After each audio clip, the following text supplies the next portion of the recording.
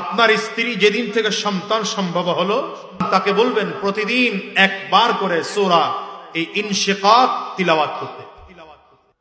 এরপরে তার শারীরিক অবস্থা খেয়াল করেন, খাবার দাবার ঠিক রাখেন। এরপরে যখন তার ব্যথা উঠবে সূরা ইয়াসিন পড়ে পানির মধ্যে ফু দেন। আপনি নিজেই পড়েন, হুজুরের কাছে যাওয়া লাগবে না, শিখাই দিয়ে গেলাম আমল। আপনি সূরা ইয়াসিন পড়ে পানির মধ্যে ফু দিয়ে পানিটা বারবার তাকে খাওয়ান, 1 মিনিট 2 মিনিট পরে পরে।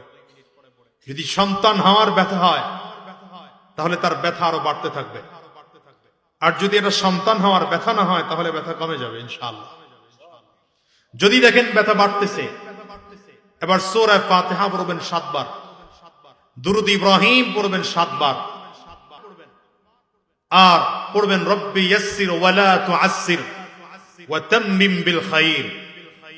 এই দোয়াটা পড়বেন 11 বার, পড়ে পানির মধ্যে ফু দিবেন, খাওয়ায় দিবেন।